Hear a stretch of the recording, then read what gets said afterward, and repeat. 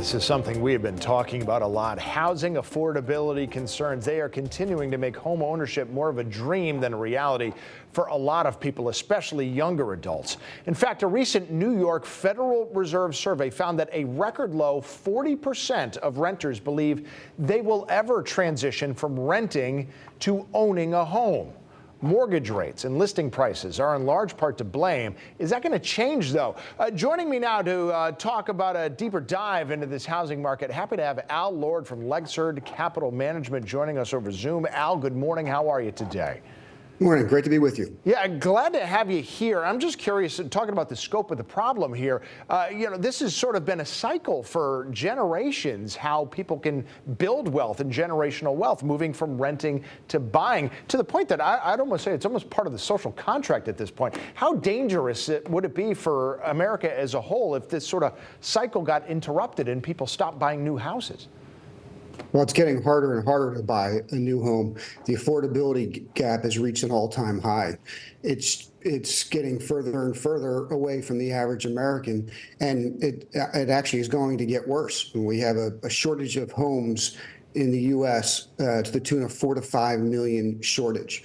Yeah. That shortage has happened since the Great Recession in 2008, and things are just getting worse now because prices keep going higher. Inflation has hurt, and so the affordability gap between renting and owning is at an all-time high. Yeah.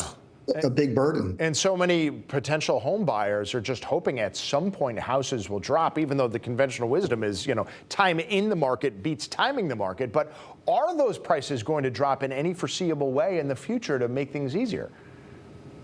I don't think so, not in the short run. I mean, there's certainly a supply-demand mismatch. Given where interest rates are, almost 2/3 of mortgage holders have rates below 4%, and with a 30-year over 7% right now, it's too expensive. Yeah. And prices have gone up. So if you look at housing prices since COVID, in the Northeast, which is from DC to Maine, prices are up 44% from pre-COVID levels, and the sales volume is down almost 43%. So it's you just don't have enough supply.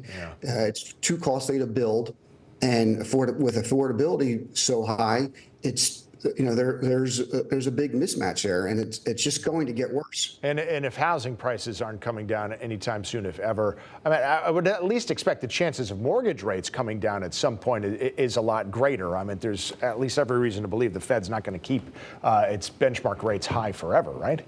Exactly, right. Rates will come down, and it's a question of when, not if. And you've certainly seen the Fed dot plot shows rate cuts to come and a much lower terminal interest rate in the future. And so it's a matter of when, but it's taken a long time. And until mortgage rates come down, it's going to be a slow market. But also you don't have a lot of inventory. And housing starts are down. And so it's a cycle that perpetuates itself. Yeah. And there's no foreseeable help for homeowners, and it's the benefit is landlords that own apartments. People are renting longer and longer, and home ownership gets further and further away. Real quick, we're almost out of time. I wish we had solutions here. It looks like we don't at this point. So should people just be changing their expectations and just assume that renting is the new American dream when it comes to housing? Well, certainly it's going to take, you certainly have to watch the market, and you have to wait for mortgage rates to come down to make your mortgage payments lower. Yeah. But it's going to make the average American rent longer and wait for a better market to buy into. Yeah, well, luckily we don't have a crystal ball, so maybe things will change. But unfortunately, as bad as the news is, it's at least good to face it head on. So, Al, thank you so much for detailing the problems that we're facing with us. We do appreciate it. Great to be with you. Yeah, glad to have you here. All right, let's get